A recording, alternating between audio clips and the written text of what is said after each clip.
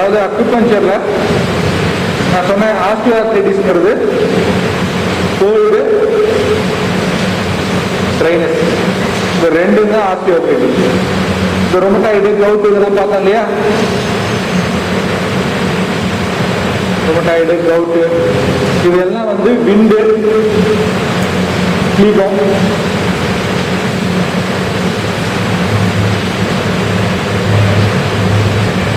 Fire, இது மூணோட combination தான் rheumatoid கவுட்டு. இல்லை வேற எந்த டைப் ஆர்த்ரைட்டிஸ் வந்தாலும் இதுதான் அதிகம். இதுதான் நம்ம ட்ரீட்மெண்ட் பாயிண்ட்ஸ் பார்த்தோம். சரியா?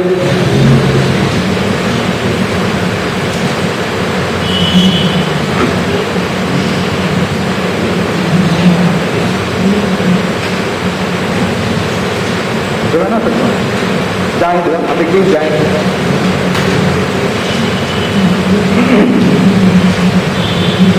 இதுல வந்து பொதுவாக விண்டு லீகம் பேட்டர்னுக்கு தான் உங்களுக்கு பாயிண்ட்ஸ். சம்டைம்ஸ் வந்து ஃபயர் எக்ஸஸ் பேட்டர்ன் இருக்கும். ஃபயர் எக்ஸஸ் பேட்டர்ன் இருக்குதுன்னா ஸ்பீன் 9 போடுது. சரியா? இன்னும் ரொமட்டாய்டு தான் பேசிட்டு இருக்கேன். பழைய ஆஸ்டியோல் ஃபயர் சிம்டம்ஸ் அதிகமாக இருக்கும். தாகமாக இருக்கும், உடம்பெல்லாம் வேர்த்து கொட்டும், மூட்டு வலியெல்லாம் எரியும், மூட்டுலாம் எரியும், ஃபீவரோட வரும். ஃபீவரோட ஜாயின் பெயின் வருது இல்லையா, அந்த டைமில் வந்து ஸ்பீன் 9 யூஸ் பண்ணுங்க. ஸ்பீன் 9 என்ன பண்ணும் அப்படின்னா பிளட் ஹீட்டை குறைக்கும். பிளட் ஹீட்டை குறைக்கிறதா ஸ்பீன் 9. ஃபயர் எக்ஸஸ் பேட்டர்னாக இருந்தால் ஸ்பீன் 9 ஒரு பாயிண்ட் சரி. அதான் விஷயம்.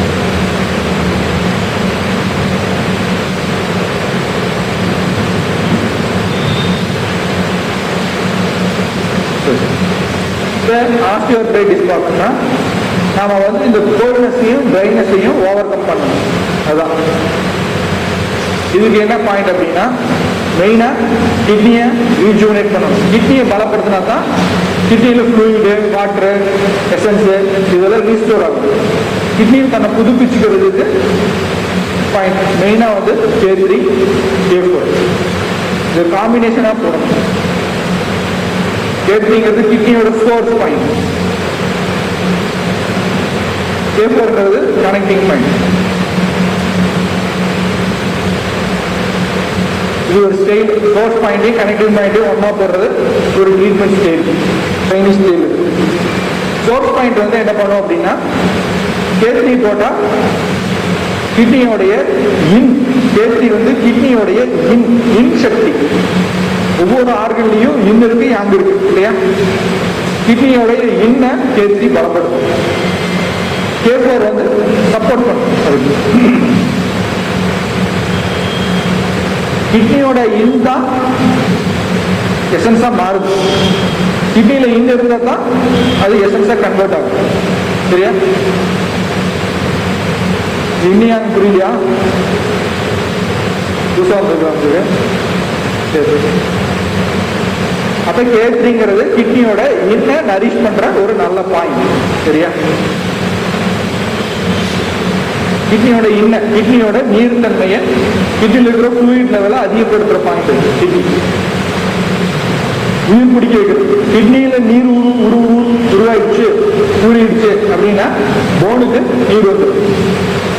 கிட்னியில் இருக்கிற போன், கிட்னி தான் கால்சியத்தை போன்ல கடி வைக்குது. அதனால போன் தேய்ஞ்சாலும் இந்த K3 வந்து போனை வளர வைக்கும். சரி, இந்த K3 கிட்னி வந்து இந்த K3 பாயிண்ட் ஸ்பிளீனையும் கனெக்ட் பண்ணிடுது, கிட்னியும் கனெக்ட் பண்ணிடுது. நான் சொன்ன இந்த கார்டிலேஜ் வந்து பொறுப்பு, ஸ்பிளீன் கிட்னி ரெண்டுமே பொறுப்பு சொன்னேன் இல்லையா. இந்த K3 பாயிண்ட் இந்த கார்டிலேஜை ஃபார்ம் பண்ணும். கிராஜுவல் பேசிஸ்ல பாயிண்டை தூண்டி விட்டு கரெக்டான மெடிசன்ஸோ கரெக்டான ஃபுட்டோ கொடுக்கும்போது கார்டிலேஜ் உருவாயிடும். K3 வந்து அதை ஸ்டிமுலேட் பண்ணும். புரியுதா?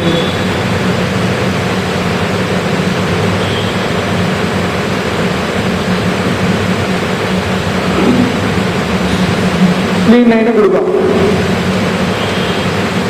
ஸ்பிளீன் 9ம் K3யும் கிட்டத்தட்ட சேம் வேலையை தான் செய்யுது. என்னது அது கிட்னியில எர்த் பாயிண்ட், இது வாட்டர்ல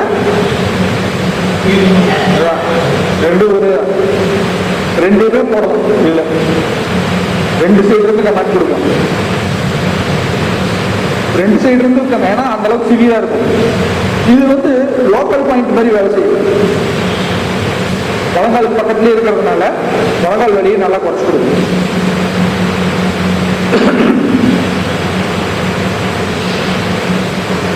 அடுத்து 3வது பாயிண்ட் GB34. GB34ங்கிறது அதாவது கார்டிலேஜ் தேஞ்சு போகுது. கார்டிலேஜ் ஜவ்வு தேஞ்சு போயிடுது, நீர் குறைஞ்சு போயிடுது. இது உருவாக்குறதுக்கு K3யும் K9யும் யூஸ் பண்றோம். மெசேஜ் தான் K4 வந்து சப்போர்ட், கிட்னிக்கு சப்போர்ட் பண்ணி கார்டிலேஜ் உருவாக்குறது தான் மெயின் பர்பஸ். கார்டிலேஜ் உருவாக்குறதுக்கு இந்த K3யும் K9யும் தூண்டி விடும்போது பிளட் சர்க்குலேஷன் அங்கே அதிகமாகும் போன்ல. ஆனால் வெறும் தூண்டி விட்டுட்டு இருந்தா வராது. நான் சொன்ன மாதிரி எசன்ஸ் உருவாக்குற உணவுகள் நிறைய பாதாம், பிஸ்தா, முந்திரி, பால், எசன்ஸ் உருவாக்குற வெண்ணெய், இந்த மாதிரியான உணவுகளை கொடுக்கும்போது அந்த ஜவ்வு போய் மாமாம். சீசாப்பழம், இந்த இளநீல இருக்கிற வழுக்க, கோலையை உருவாக்கும். அதே மாதிரி ஜவ்வு தானே வேணும். நெகிழ்ச்சி நொங்கு மாதிரி இருக்கிறது தான் அது ஹெல்ப் பண்ணும். கிவி பழம், மங்குஸ்டின்னு ஒரு பழம் இருக்கும். இந்த பழங்களெல்லாம் அந்த மூட்டு ஜவ்வு உருவாக்கும். சரியா? அந்த உணவுகளை கொடுத்து பார்லியே ஜவ்வு உருவாக்கும். பார்லியே கொலாய்டு, அது அந்த ஒரு கொலாய்டுன்னு சொல்லுவாங்க. கொலாஜன் சொல்லுவாங்க. அந்த இதை ஃபார்ம் பண்ணும். இது வந்து main point. GB34 support point. ஏன் அப்படின்னா இது மட்டும் தெரியாது, இதுவும் தெரிஞ்சிடும், தசையும் தெரிஞ்சிடும். நாளடைவில் தசை ஸ்மூத்தா இருந்ததுன்னா இழுக்கும். அந்த கயிறு ஈஸியா இழுத்துக்கிட்டு இருக்கும். இறுகி போச்சுன்னா இதால சரியா இழுக்க முடியாது. இதுவும் சூம்பி போயிடும், இந்த டெண்டானும் சூம்பி போயிடும். அப்ப இந்த தசையும் டெண்டானையும் பலப்படுத்துறதுக்கு GB34. சரியா? GB34 பாயிண்ட் தசைகளையும் சுத்தி எல்லாத்தையும் பலப்படுத்தணும். ஜாயிண்டை பலப்படுத்திடும், தசை நார்களை, கேப்சூலை எல்லாத்தையும் பலப்படுத்தணும். இங்கே கிட்னி மெயின் லிவரை சப்போர்ட் பண்றோம். Kidney main liver support. இவங்களுக்கு பசி இருக்காது. நல்லா சாப்பிட்டாங்கன்னா தான், பசியை தூண்டி விட்டா தான் உணவு போய் சேரும். அதனால இவங்களுக்கும் பசியை தூண்டுறதுக்கு ஸ்டொமக் 36. ஸ்டொமக் 36 வந்து பசியை தூண்டுற ஒரு பாயிண்ட்.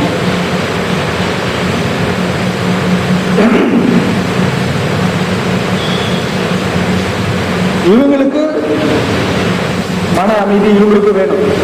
ஆனா இவங்களுக்கு DU20. இந்த சூழ்நிலையில DU20 யூஸ் பண்ணுங்க. DU20யும் மனசை அமைதிப்படுத்துற ஒரு பாயிண்ட்.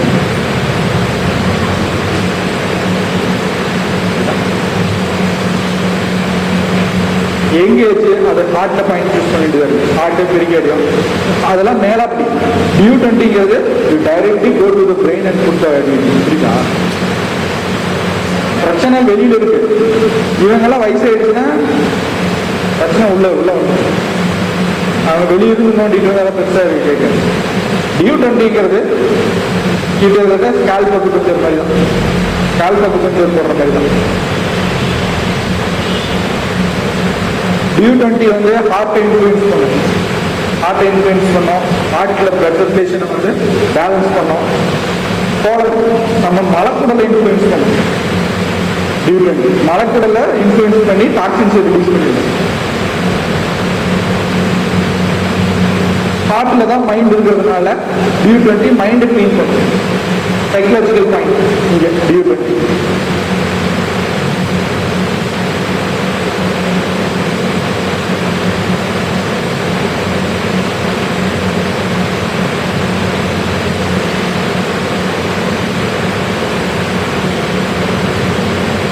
ரொம்ப எசன்ஸ் தீர்ந்து போனவங்களுக்கு REM3, REM4 கொடுக்கும். ரொம்பவே தேராத கேஸ் மந்த்லி ஒன்ஸ் அந்த மாதிரி கொடுக்கும்.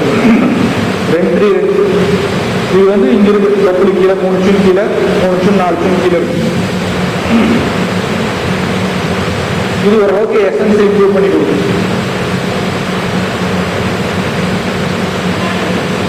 மந்த்லி ஒன்ஸ்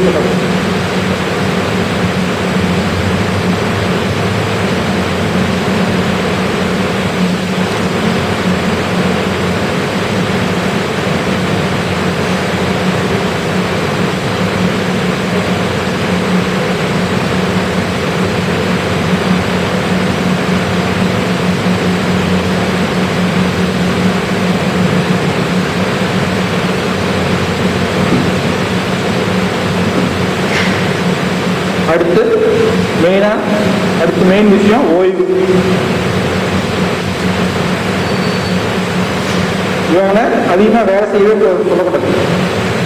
ஓய்வா வலியுறுத்தும், ஸ்ட்ரிக்டா ஓய்வு வலியுறுத்தும். அப்பதான் அந்த தேஞ்சு போன ஜவுகள்லாம் வந்து ரீஃபினிஷ் ஆகிறதுக்கு ஒரு வாய்ப்பு கிடைக்கும். இவங்க தேய்ச்சிக்கிட்டே இருந்தாங்கன்னா தேய்ச்சிக்கிட்டே இருக்க வேண்டியதான்.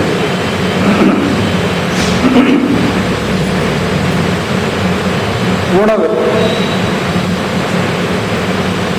நல்ல சத்துள்ள உணவுகளை கொடுக்கணும். பசியை கணிச்சு கொடுக்கணும். பசியை கணிச்சு தான் உணவை கொடுக்கணும். சத்துள்ள உணவு சாப்பிட்டு சொல்லிட்டு பசியை தான் இருக்கிறவங்களை பிடிச்சி கொடுத்தா ஆமா பாமாயிரும். சொன்ன மாதிரி அந்த கோடை பாமாயிரும். அதனால பசிக்கு தகுந்த மாதிரி கொஞ்சம் கொஞ்சமா அப்படி உணவை எழுதிட்டு வரும். இவங்களாம் ஃப்ரெஷ்ஷான பால், இவங்களுக்கு பால் நல்லா கேட்கும். கால்சியம் தேவைப்படுது, எசன்ஸ் தேவைப்படுது. ஆனால் பாக்கெட் பால் காலையில் வாங்கினதை நைட்டில் குடிக்கிறது, ஃப்ரிட்ஜ் வச்சு குடிக்கிறது, இதெல்லாம் வேலையாகும். ஃப்ரெஷ்ஷான பால், ஃப்ரெஷ்ஷான பசும்பால் தான் இவங்களுக்கு யூஸ் ஆகும். பசும்பால் தான், எருமை பால் கிடையாது.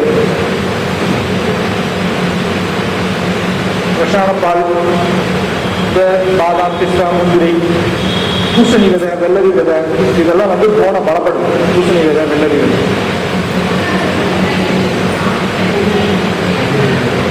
ஸ்ட்ரென்தன் பண்ணிட்டு தான் கொடுக்கணும். டைஜஷன் இல்லாமல் டைஜஷன் தான் கான்சன்ட்ரேட் பண்ணணும்.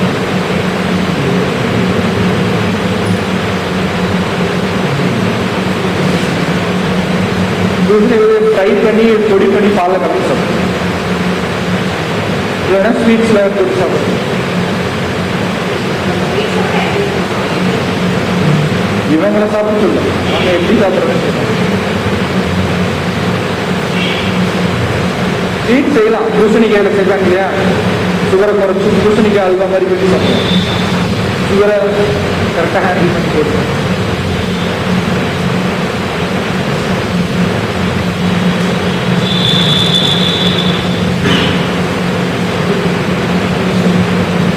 மசாஜ் ஓரளவுக்கு மசாஜ். இவங்களுக்கு நல்லெண்ணெய் யூஸ் ஆகும். அதான் நிறைய தைலங்கள் சொன்னோம் இல்லையா, மிளகாய் தைலம், ரொமட்டாய்டு. மிளகாய்ங்கிறது கோலையே இருக்கும். ரொமட்டாய்டுல கோலை இருக்கு இல்லையா, இவங்க கோலையே இல்லை. இந்த மிளகாய் போட்டு தேய்ச்சா இன்னும் வரட்டு போயிடும். நல்லெண்ணெய் விளக்கணும், ரெண்டையும் யூஸ் பண்ணணும்.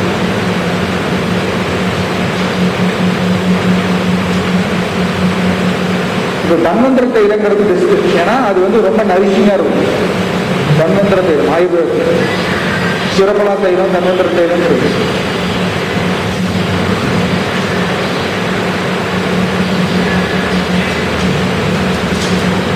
ஒத்தனம்,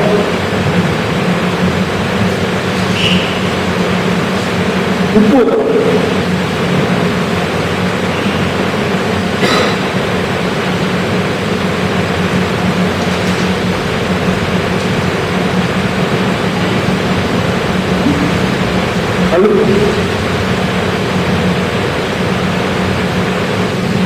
நிறைய லிக்விட் டயட் உங்களுக்கு கொடுக்கணும். நிறைய இளநீ, நீர் மோர், நீர்த்த உணவுகள் நிறைய எடுத்தால் நல்லது. நீர் சத்துள்ள உணவு.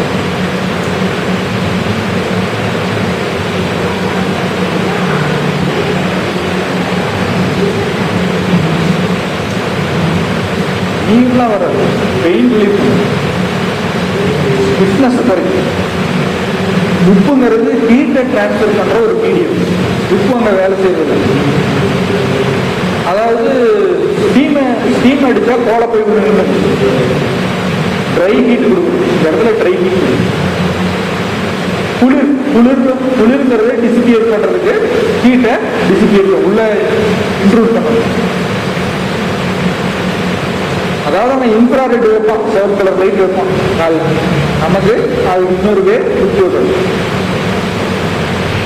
சூட நல்லெண்ணெய் போட்டு தேய்ச்சாலும் கேட்கும்.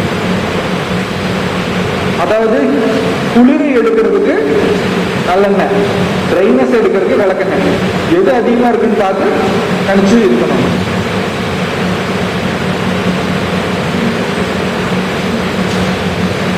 மருந்துகள் இவங்களுக்கு இந்த வெண்பூசணியில் எங்க யூஸ் பண்ணலாம்.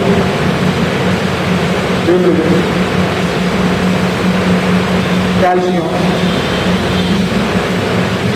குளுக்கோஸ் சொன்னேன்.